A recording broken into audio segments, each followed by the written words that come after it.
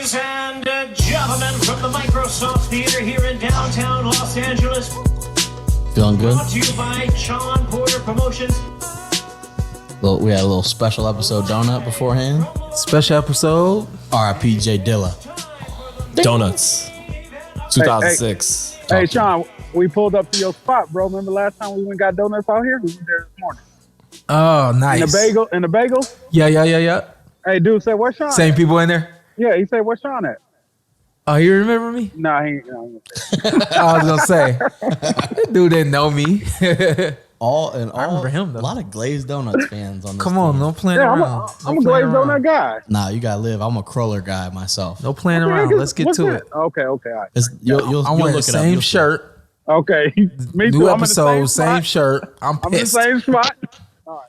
Yeah, your shirt off. I don't think this is like the mystery of TV. We just ended the normal episode. No, we all stayed the night at Sean's house last night. Yeah. Woke up. We stayed had up our sleepover. and we stayed up all night breaking down. Spence-Ugas. Yep. What I do? I got stuck in San Diego or something? Yeah, you got stuck. And Right, Sean cool. literally was acting out with us in the living room. See, this is what Spence does. This is what Ugas does. And Yeah, so hopefully you enjoy the regular episode, and then now we dedicate. So y'all special- dropped Shawn twice. Yes, You get it? You get it, Carson? I got you. One slip, but It's crazy. That's so crazy. Hold on. It's crazy. every time he plays So- that, I actually so you think were- he think says that's it. every so you were single piecing time. us up on a consistent level. Oh, my God. Oh, man. Mess And with up. that being said, the Porterway podcast will be down in Dallas. We're gonna have 3-4 live episodes. Definitely gonna announce those episodes before they jump off. What? Hold on. But yeah, I got to do what I got to do. You know, one thing that confuses me tight. about the stadium, I was down there. What the hell was I down there for? A soccer match. It's like across the street from a Walmart. It blew my mind. That's kind of. It just makes no sense. How is that possible? Like we just stopped like at a Walmart and I walk out and I was like, oh, there's this massive stadium right there. I was like, yeah, we can walk right over there. It's Texas, baby. Yeah, it's yeah. Texas. I guess very weird. Sean, chill out. I was moving past it. Texas, We were baby. letting that go. So yeah, like I said earlier, good undercard. Obviously, this will be on Showtime. Tell them about the undercard. Yeah. Anyone have any favorite matchups on the undercard? Oh, Yordenis Ugas is going to be a war, even though Sean thinks it's going to end early. It's gonna end early. In whose favor? It's gonna end early. Okay. Oh, like you the ain't gonna matchup. make no prediction, Shawn Porter? Standing on this, I actually don't. Y'all know I hate predictions. Standing on this 3 rounds. Ooh. That's crazy. Sean Ugas is physically strong. He's a solid, durable fighter. Watch what happens. Okay. So he's got popcorn muscles. He looks strong against Jamal James. No, I'm not. Yeah. He's just saying. You were make there. You fights. were ringside. Yeah. You were I was saying- make fights. Yeah. Hey, Shawn, you better watch your wording before you get called out. You know, they quick to call you out. Yeah, they quick to call me out. But yeah, that should be Payday. no matter how long the fight goes, that will be an action-packed fight. Both guys like to come forward. It will be action packed for 3 rounds. You talked about not making predictions. I have my bold prediction of 2022. Told you yesterday, told you just now. Oh, Upset of the year. Oh, you did say it yesterday. Book it. Your Yorkies Gamboa. Upsetting Isak Cruz. I don't think so, Carson.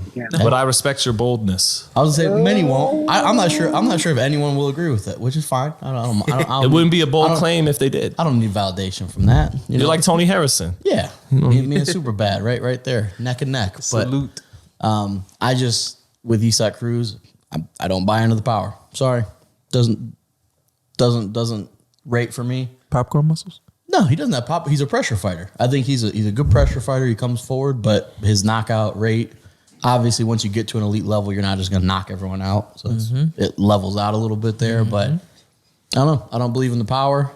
I think Gamboa's got. I think this is going to be one. He's got one shiny moment. I think this is it. I think Gamboa is a guy not really trying to fight 3 minutes of every round anymore, trying to skate through rounds. And Maybe I see myself in Gamboa because I don't even like to fight 3 rounds on the Oculus. I'm like, I'm looking at the ref like, take a point, do something. we know you love Really? fighters from Cuba with lateral movement. We need an You're Oculus consistent. sponsorship as much as we talk. we do. We mention it so much. Yeah, But Oculus, Cruz, holler at us. go ahead. he's fundamentally sound. He keeps everything tight. It's what gave him success with Tank. So it's not like Gamboa is going to have these huge mistakes to let go of the few punches he likes to throw per round to take advantage of. I just don't think at this stage he's throwing enough shots per round, and Cruz is consistent, fundamentally sound, stays on top of you, goes to the body, goes to the head, good fighter, younger, fresh. I see Cruz winning this fight, but I think most will. I don't know. I think Gamboa, I think it's a lot of pressure. I just don't think the power is going to be something that He's gonna have this exact same face when Gamboa loses. It's gonna be like, it's not gonna. I'm not sure. I'm not sure there's any boxing like outcome that really weighs on me. it personally. doesn't. That's what I'm saying. He's gonna be like, Yeah. If I'm wrong, I'm wrong. Hold on. I think I realized. Ain't Gamboa Cuban? yeah. Yeah. Makes sense. All makes sense. Makes sense. But he also, to be fair, is Albareo from, like, is that a Cuban middle name you have? Italian. Oh, but, okay. But also, I told Sean yesterday, Gamboa also know that. he also isn't like he's not the Lara Rigo Cuban fighter that I really love. He's not that. He's not a defensive expert. He's gonna sit there and throw. But Kind of like Joan Guzman was. Like, he's just this incredible talent, yeah, I think, and fights off his talent. I think he gets him. I think he's got one last move in there. Let's hope. I'm trying to think what other cards do you have the list of the undercard, because actually it's pretty solid. Rayo Valenzuela. My prospect of the year from 2021, Raul Valenzuela. He was your prospect of the year? He was, yeah. Why? He had like 4 knockouts. Like, Was that messed up? No, it's just it was funny, but no, Right. he had a great year. He had like, Carson hit him behind the head, right? yeah, I'm telling Austin Dulé is still somewhere right now talking about he hit me on the back of the head. I think he gets a stoppage there. Maybe murderous body puncher. Yeah, Valenzuela. I think he gets a highlight reel knockout in that one against Vargas, who has Seen better days. seen better days. And you know what is a sneaky good fight is Crowley and Josecito. I'm almost maybe a little surprised you never fought Josecito. Sean ducked him. I think I think I ducked him. He's like, yeah, I think I ducked him. I think Oh, thank you. wait a second, really? I think I ducked him. That's funny. Hey, I love business honesty. is the business duck, Sean? Or are you just playing?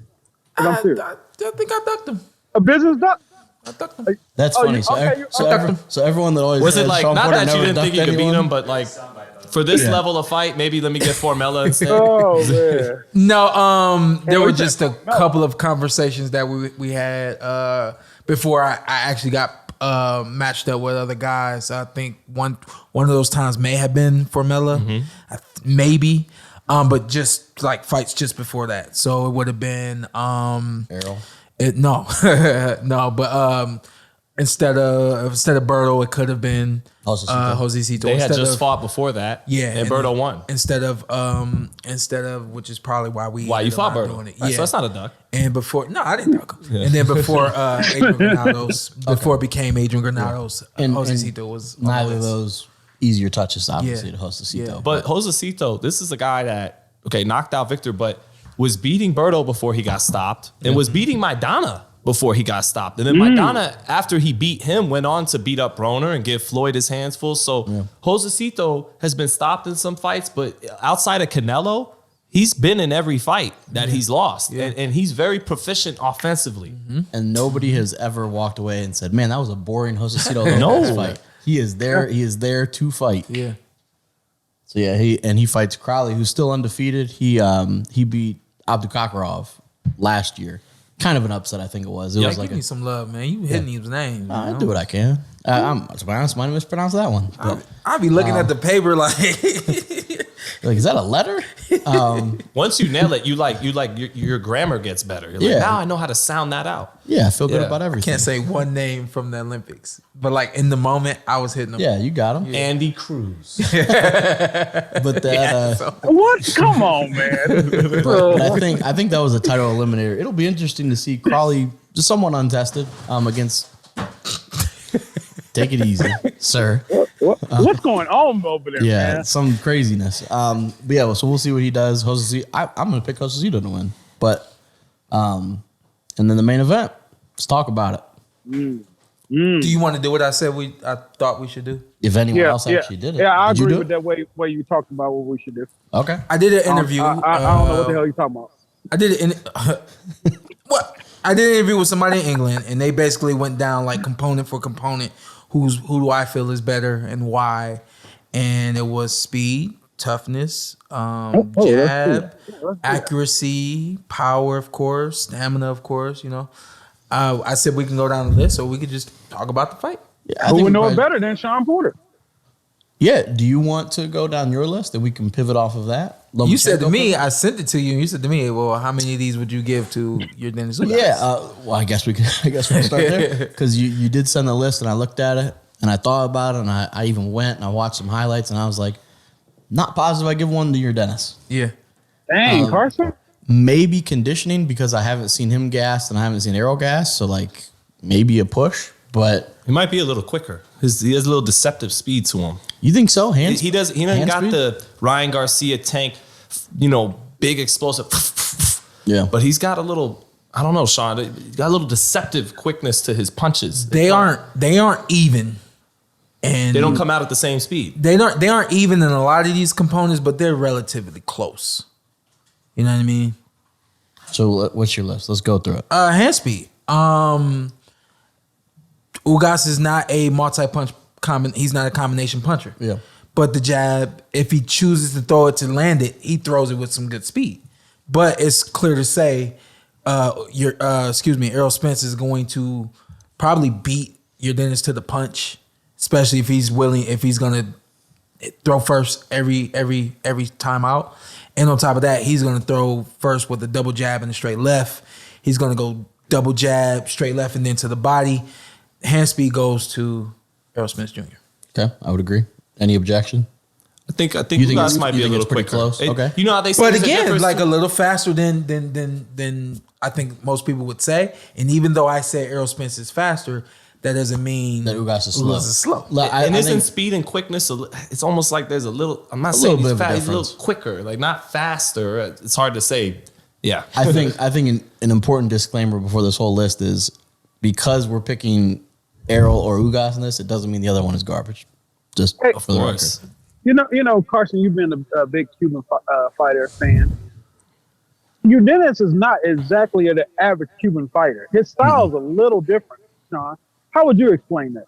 Well, that's what I like about him being with Silas. I believe that Silas is kind of Tweaked it? giving him more of the traditional Cuban style and put that with what Yordenis does. I'm taking a wild guess that when Yordenis came over here, he probably felt like, hey, I got to get knockouts.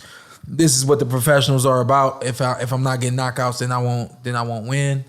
I don't remember him from the amateurs having the exact same style that he had for years now as a professional. But he wasn't a fighter that would move around the ring. He really was the type of fighter that would throw first, take a small step back, and then go right back and right back.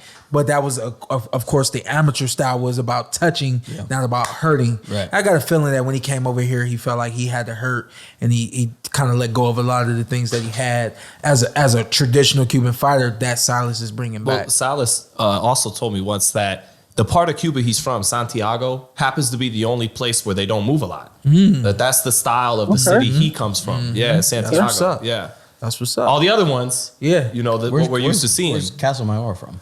Not Guantanamo, I believe. I believe so. Yeah. So what's next on your list? Punching power. I know Gamboa's from Guantanamo. I don't know about Casamaro. Errol. Sorry. For sure. Errol. Has to be. Definitely. I think that's going to be the biggest deciding factor. They're both really fundamentally sound, good fighters. But Ugas staying in the pocket with Errol all night, ultimately, I think that strength and power difference is going to pay off for Errol. Amp. Right. Hey, Sean, standing in the pocket with Earl all night is a dangerous night for anybody. Shawn Porter did it all night, 100%. but everybody not Shawn Porter. 100%. Country strong. Something like that. Sean, Cleveland country strong. Yeah. I think that, especially if you don't have the speed to beat somebody to the punch, the foot movement, which we'll get to in a second, to step around and get out of the way after, releasing. Ugas, I'm speaking of, you can be outbanged by Errol Spence. This is how I said it. I said, Yordenis really didn't touch me much. And when he did touch me, they weren't solid shots. Standing in there with Ugas, with Errol Spence, you definitely feel his strength, trying to move him, the pushback, all this and that. And then, of course, there was the 10th round where the world could see how powerful he was. Yeah. think it was 12. Yordenis never Was he 11? 11th. 11. Yeah, Yordenis never got any of those type of shots off on me, and he never hit me clean enough for me to say, yeah, this dude can punch hard. Yeah. So I think it's safe to say Errol is a stronger puncher. And Shawn, you were sitting inside, but you're doing more than just sitting there. You're doing stuff, angles, moving. Yeah. Do you Dennis have any of that? I don't think so. I mean, let's just go to the footwork. I don't think that Yordenis to me is more north and south than he is northeast and west. And for me, I was northeast and northwest. You know what I mean? Like I went on angles. I wasn't just stepping to the side and the head was always, as we say, off the line, meaning not in the line of fire. I think it's safe to say that Errol Spence has the better footwork. I think that Errol can fight on the inside. He'll step around. He'll take pivots, but then he can also get to the outside of and use the ring and step around when he wants to. That might be the widest gap one for me. To me too. His footwork. Me too. I believe that. I think Ugas is very. I think he's very stiff footwork wise. He can kind of cut off the ring and he can step to you, but there's not a lot. Like if you're even just pivoting off the side, which Errol is good at, I think that's trouble for him. I think that's the biggest disparity between the two. Yeah, and like we're looking at right now, Errol has a little bit more bounce in his step, and I was known for bouncing. The reason why I bounced was just to be ready to make a move at any point in time. And I'm not saying that you have to bounce in order for you to be ready, but if you got a little bounce in your step, then you're a lot more agile and quicker to step to left or step to right. Yordenis Ugas is a little bit more heavy-footed, drags that back foot, and steps on the hill with his front foot as well.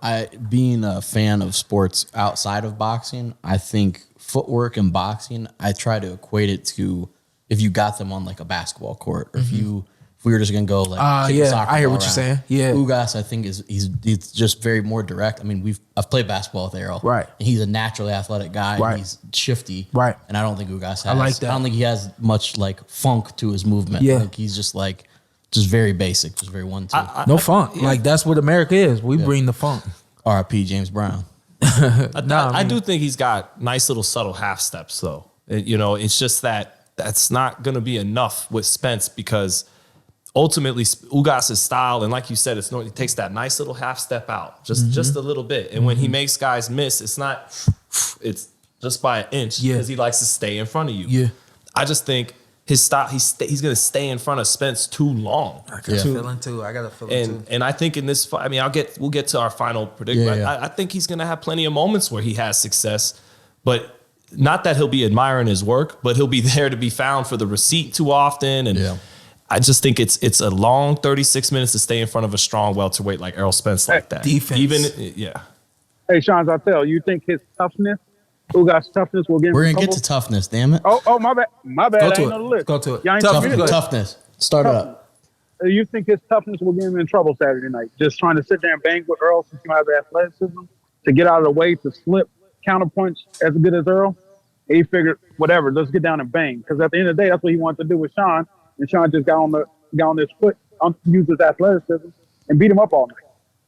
Yeah, I don't know if he has that lateral movement in his bag. I don't even know if it's something he's working on these days. Yeah. He's pretty committed to the style he's been winning with. And I think that's what we're going to get in this fight. That might be a good way to put it. He's coming to win. And that's going to make it a good fight. I think we're going to get a toe-to-toe fight for a lot of moments in this, but that strength and that power could just be the big difference. I think both guys are going to get off. They're going to land good shots. I think Ugas is going to get off and maybe even in some rounds get off better than Errol. But then he's going to get hurt in the last 30 seconds. It's going to be two minutes of a good round for Ugas. And then in the last minute, boom, the boom shot comes and he gets hurt. Now it's a Spence round. Yeah. And so we'll see. But yeah, I think what you're saying is right. He may be a little too tough for his own good with his game plan in this fight. He's going to try and sharpshoot Spence up the middle. He ain't no Bret Hart, but toughness is probably another one that's close. You like that? I knew you'd appreciate it. Hey, I did. I like that. Toughness is one that's probably close because again, it's not something that I've never seen Ugas not be tough. Yeah. And I've never seen Errol not be tough. So I'm like, I like to tell this story not to criticize or kind of, for the sake of words, put Yordenis out there, but This is one of my favorite experiences in boxing. We at the weigh-in, he weighed in and he was sweating a little bit. Definitely he had beaded sweat on his head and he was sweating a little bit. And I don't think he was sweating from trying to lose weight before we got on the scale. I think he was very hyped up. And I think that he was very amped up in the moment. For the title shot? And this really just kind of resonated with me. And I saw it during the fight. He weighed in and he was so emotional. Got in his way in his fight with me. But he was so emotional that he actually teared up. And I saw him like he started to cry a little bit. Then he sucked it up. He's like, hey, this is my moment. But a guy like that is so connected to a moment, the way that he was when I fought him, I have no doubt he's going to be just as connected for this fight. Yeah. That's what makes him dangerous in this fight. Because it's like I always told people, my dad and I, our love is what got us in the ring, had all of our success, made it very hard for guys to beat us because of our love. I got a feeling and I'm not saying he loves the sport more than Errol or anything like that, but to your point, you were asking me about somebody. You were saying, you were asking me about Triple G. Could this be because it's the third time and because, this is, he's so invested in it. I got a feeling that this can get him emotionally and mentally to the place that he needs to be. But again, it got in his way when he fought me. He's got to be able to manage it. Well, I hope he's learned how to manage it. He's really, speaking of all that, he has really psyched himself up. He's listening to 3 songs on repeat in the gym every single day for 2 hours. It's he's lit on all his shirts. He has Patria y Vida, which means patriotism in life. And he really has worked himself up. He feels like he's fighting for more than boxing in this fight. Mm-hmm. And we heard Errol last week on the show say, that he's made his money now. The American dream is accomplished. That is not going to matter against me. Yeah. But on that note, Ugas feels like, he's very against the Communist Party, that the communist government he comes from in Cuba. So these songs are supposed to be a statement against that. Actually, when he beat Pacquiao, they kind of cut him off. He was trying to talk about that, and the translator didn't directly translate it. So we'll see. Maybe Muhammad Ali, when he went to Zaire, he felt like he was fighting for more than just himself. We'll see if that gives Ugas something extra in this fight to keep him fighting through everything. But I know that more than belts and money to a degree, that's what he's fighting for in this fight, in his mind. He made one comment to kind of touch on what EJ said, where it was like, he's kind of past the storms of getting there. He said on this latest episode of All Access, which was great, that he thought Errol had an easier path, that it was easier for him, or his career was easier. And I was like, just because he didn't lose doesn't mean it was easier. It didn't really make sense. Like Ugas was like, I got to 13-4, and I had been dropped by Top Rank, and I was like, but that doesn't mean you made it hard on yourself. You lost.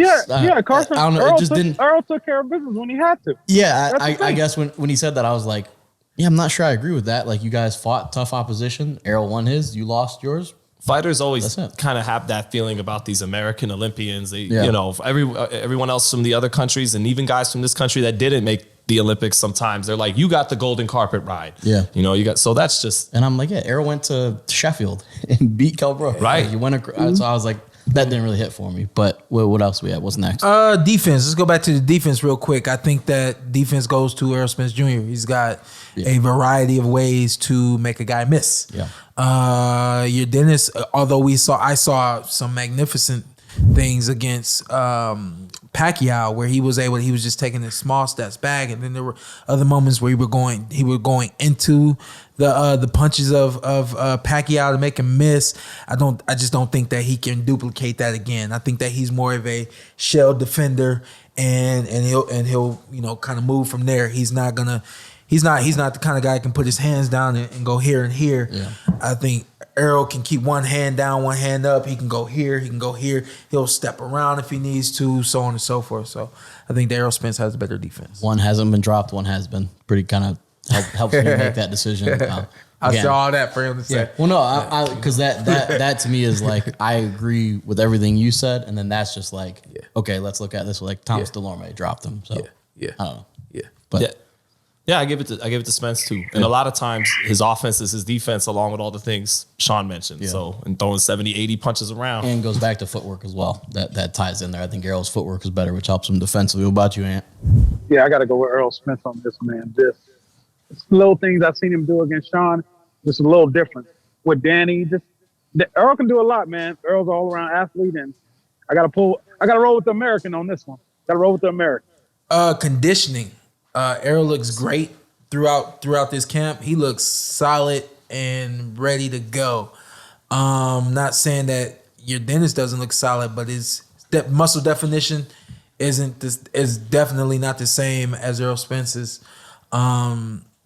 I think that Errol has been pushed in quite a few fights and has shown up and got the job done. And he also, by his own admission, when he was saying he was kind of ballooning up in weight and having to come down, even in those times where he maybe didn't lose the weight the ideal way, he still never, to me, was gassed. Like there was never a time where I'm like, oof, Errol's really fading in the second half of this fight. Like that. Yeah, so like even when he maybe didn't make the weight easy, he still It's never showed gassed. up in his output, and Ever. but has it shown up a little bit in his strength? Is he as strong at getting down to 147 as he was in his 20s? It's just I'm not saying he is or No, I isn't. got you. But that I don't question that he's going to get off 70 to 80 punches around. I'm more interested to see as strong as he looked at his media workout. Is he going to be as strong these days getting down to 47? When he was on Kenny- here, he said, "Yeah, I look a little brolic out there." Right. Because Kenny, your pops would talk about the last couple years. We would lose something those last 10 pounds, and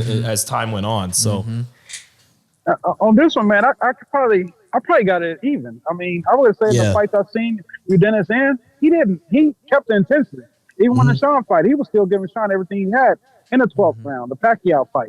But that one, I got to go even on that, man. I'm being honest. Wish I said that. This was the one that I said was a push. Who'd you have? Ugas? For conditioning? Yeah. I know. I just kind of said that, Spence looks very strong right now.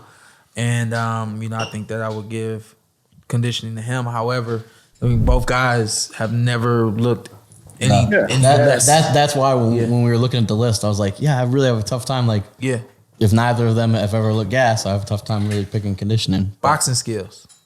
Errol. And you like human fighters. Come on. You ain't lawyer.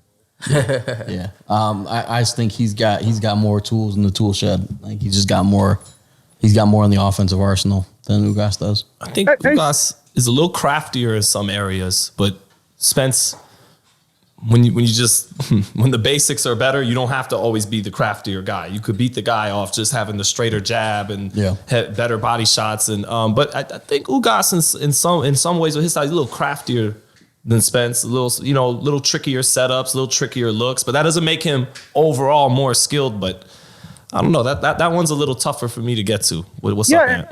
And Shawn, that Ugas does have a little awkward. Who do you get that can emulate Ugas? I mean, what is all like uppercut? His style is super weird, man. It's not like a regular Cuban. Like you said, it's been tweaked. So I mean, I got to go with Earl at the end of the day, but his style is still tricky. I think you give him a couple rounds. You said 2 rounds, and that's all it takes for you guys to figure it out. The guy's style, how's the style to you? You were in the ring. Yeah, this one is relatively hard for me too, because while Errol is, I guess for the sake of it, he's basic. I mean, he's 1-2, but it's one of the best 1-2s in the game. Like, you know what I mean? You say basic, but because I don't say you hate on him, but he's great in basic. It's great. It's great. Like what you just said. Like if you throw 100 miles an hour, you could throw the fastball down the middle sometimes. Right. If you can't hit it, it's on you. Right. His setups to the body and his setups, everything is very structured and accurate, of course, and just kind of A/B, right down the line. Yordenis, I think he has a little bit, his skill set is relatively the same, but there are some small nuances, different ways that he's going to throw certain punches, which I personally think is gonna be a difference maker in this fight for him. But I think the key for this is Errol can fight moving forward and fight going backwards. Yeah. He uses his feet to get to you. He uses his feet to get away from you, and he can punch while doing that. And I think that's why I would say Errol has the better boxing skills. Well, I might also weigh in with boxing skills. It ties into your fight with Yordenis is, and your dad pointed this out to me because I didn't know. Your dad knows boxing considerably more than I do, but More than almost everybody. yeah, that he was saying that Ugas, when he kept banging his gloves together or hitting his chest and saying, come on, it was because he wasn't able to initiate offense as freely as he probably wanted to. Yeah. And needed you to initiate it so he could counterpunch. Errol said when we interviewed him, what were you thinking in this fight? And he said, well, you know, what's the coach's name? Derek James. Derek James was telling me one thing, and he said, man, I just knew it was going to be a fight. So while Derek was telling me this is what we got to do, I just kept thinking this is going to be a fight. I think Errol got what he expected, but then there were some things that he didn't expect that I brought to the ring. Yeah. Yordenis was hyped up thinking that I was going to stand toe-to-toe with him. Yeah. Everybody's saying this was going to be a barn burner and we were going to go to toe-to-toe, da-da-da-da-da. And when it wasn't what he expected, it was like, yo, this is what I prepared for. Come fight me. And it was like I never gave him the range that he needed, and I never gave him the opportunity to let go of the shots the way he feels comfortable when he's close to you. That's another big difference in this fight. He's got to get close to punch where your Errol can fight from the outside. And if you flip that script and you had fought the way you fought Ugas against Errol could have adjusted. Yeah. In my opinion. Yeah. I think Errol, and also having one of the best trainers in boxing, also Salas, great trainer as well. But Yeah. Derek James and Errol would have said, okay, he's going to do this. Let's do this. Yeah. Where Yeah, Ugas yeah. wasn't able to adjust and kind of What just the hell went is the whole. what is your plan B? I feel like you Yeah, guys there didn't there have a was plan no. He With did not Shawn. have a plan B. Yeah. Yep. And against Pac, they had plan A, B, C, and D from what I could see. And it was like they mixed up A, B, C, D all night. But they didn't prepare, he was with Silas at the point. They didn't have A, B, C, and D for me. I got a feeling they're gonna have A, B, C, and D for Errol. I think that they've learned from boxing me, bringing me to the last component, which I think is for skill. I also think- had a question. Go ahead. I No, just think- you weigh in on that first. just with Spence, just to close on skill for him, might be the most fundamentally sound fighter in boxing. You know, if I feel like if I was playing coach, whatever, my son Leo needed to learn some important things about the sport, Watch the out. number one I'd have him watch is Errol Spence Yeah. because of how great his fundamentals are. Back in the day, it was Winky Wright. Yeah. You know, but and when we talked about it not being an insult, like Tim Duncan is the best power forward of all time, and Big he was fundamental. the big the fundamental. big fundamental. My question for you is what that going with the adjustments, even if it wasn't a corner thing and it wasn't a training camp thing, you have to be able to adjust in the ring, right?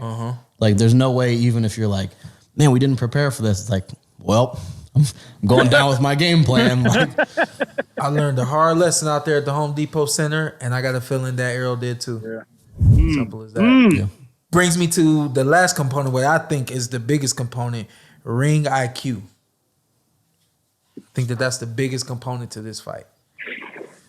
I don't think And- that's close. No And disrespect. I agree. I think that it's not just the fighter's ring IQ that we have to consider here. Think the corner as well. Got to consider the corner. Both, and again, Great corners. both great corners, but I think Derek James might be the best trainer. Might be the best trainer in I boxing. feel like So- Derek James goes to the ring with the game plan, waiting to see, okay, what's he gonna do? Yeah. And then what adjustment do I need to make? Yeah. And As every fighter should, as course. every coach should, but Yeah. I think that his mindset is this is what we got. Yeah. And then you handle that, and I'm gonna watch for what we get. Yeah, and I think the combination. So even just the fighters, I think Errol is pretty decently ahead of Ugas boxing IQ, Yeah. ring IQ wise. To a lot of the points we mentioned, being able to initiate offense, being able to do this, and then when you combine those two together, it's And I felt like I was a step ahead of Errol in my fight I guess from a strategic standpoint, but just from a standpoint of being able to. I was reading him, and I could tell that he wasn't able to read me the way that I was able to read him. I don't think Yordenis does much reading. Definitely when I fought him, he didn't do no reading. But Sean, I don't know how. You got great ring knowledge. Yeah. We'll give you credit. Earl does too. And you can make it on adjustments as you were going. I don't know if he can make the adjustments as going because it's different. Your corner's making adjustments, your dad's making adjustments, but Shawn Porter's also making adjustments. Yeah. And you still have to do it. After your coach makes the adjustment, you still have to go in there and actually do it. Ring IQ Errol Spence Jr. Yeah, gotta be. What do you think? About the trainer part, that's a push for me. I feel like that really trainer, matters here. That's a push for me. Yeah. I can't give Derek because I'm a huge fan of Salas, as I've mentioned before. I think with Salas, I'm a huge fan of the shoes. Yeah, I hate the shoes. he's You a committed. hater. He's committed 100%. Inspector Gadget, man. And the dude is in crazy shape for his age. Just period. He got guns like Macho Man Randy Savage, but Cream rises to the top. and that's what he's doing right now. Yeah. But but for Salas, it's like it was spent with Derek James. He's had such great success at the top level here in America in recent years that we know who he is. Yeah. But Salas was trainer of the year in 1996. It's just it was in the really low weight was classes overseas for a long time. He's training in Thailand, training in Japan. But those are world titles just like they count for world titles at 147, 154. And he's been winning titles for fighters for 30 years. Yeah.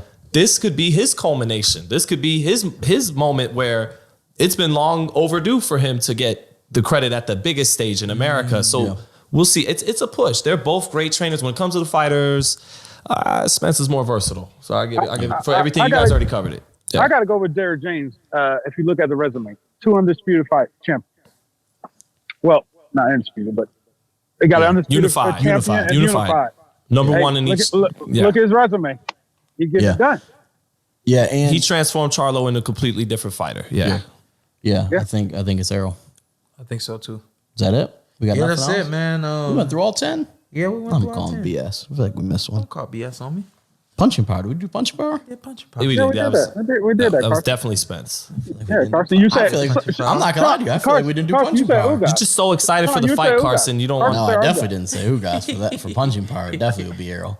I'm not gonna lie to you. I'm gonna stand on. I don't think we did punching power. We did. We did. No, we did. You'll watch it back. And you'll see It was just that it was so quick because it was like Spence. I do remember because then we were talking about strength because it kind of transitioned into like a physical strength thing. And again, I don't remember that part. I think a lot of the other categories are a little closer than maybe some of you guys thought. But I really think, and it sounds like the casual thing to say, power's the difference. I really think the strength and the power is gonna be the main difference. And I think speed's gonna be the difference.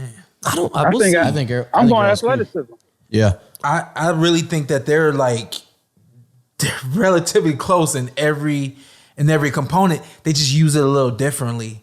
I got a feeling this is gonna be if I had to count them, I would say exciting fights for Errol. I would say me, then Kale. I think this one is gonna be better than Kale's, and it'll be just as exciting as my fight. So that good? Let's do it. Predictions. Hey, I got you. That was my prediction. 10th round knockout. Errol Spence Jr.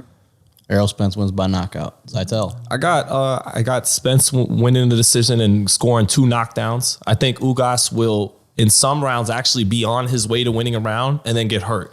I think Spence drops him but doesn't stop him. I got Spence. Good fight. I will almost echo Zitel's sentiments exactly. I think it's pretty wide. I like Ugas.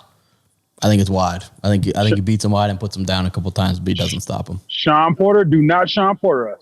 Yeah, no, make your prediction. You got to. The world is waiting, Sean. Yeah. This is what they tuned in for, bro. And they always wait for me to tell them why it happened. That's what I'm gonna do. No, that doesn't count. Go ahead, make your prediction. Who do you think? Come on, man. I'm a fan now. I want to. Come on. No, I made my prediction. I said this is gonna be real. the second most exciting fight that Errol Spence has ever been in. I think that Errol will win this fight. Okay. So I think he that said Errol. It wasn't as descriptive. Maybe Hey, Sean, it goes 12? Give me that. It goes 12? I think it goes 12. Yeah, I think so as well. Anthony got the 10th round knockout. Everybody else going 12. Yeah, I think he wins that. It's gonna be a fun what fight. you guys think in the comments? Because we Yeah. gotta get I know Yeah, Spence isn't listening to what someone like me says. Bump that. I'm better than him at the jab, at defense. I know that's what he's going to be out to show. Yeah. So we'll see. One more time, the Porterweight Podcast, aka Showtime Shawn Porter, will be the only one down there. I'll be there. Oh yeah. Oh, there you go. See? And A side. Yeah. He graduated the Oh, A there you side. go. Yeah. He's Just, married now. I got so- married. Just give it to me for Yeah. one weekend. No. And, A side. So Showtime and A side will be in Dallas. We'll let you know when we'll be on live. Make sure y'all check us out on the Porterweight Podcast. Hope y'all enjoyed this special episode breaking down Yordenis Ugas versus Errol Spence Jr. Don't make sure you don't miss that fight next weekend on Showtime. Order the pay-per-view. God bless y'all. What's up? I'm Showtime Shawn Porter. I'm Ant. Follow me on IG with 2 T's. This is the Porterweight Podcast. This is Anthony Brenagh, and this is Carson Merk. Tell them what to do. Hey, like, subscribe, comment, follow us on all social media platforms. Subscribe. I'm from Louisiana. I'll talk with a B. Let's do it. Let's do it again. Let's do it again. Just introduce yourself. Okay. And then you tell them what to do. Like, comment, subscribe. Porterweight You're here already. Podcast. You're already here. Hey, this is our outro. We're gonna do it how we want to. I'm Showtime Shawn Porter. I'm Anthony Brenagh. Carson A.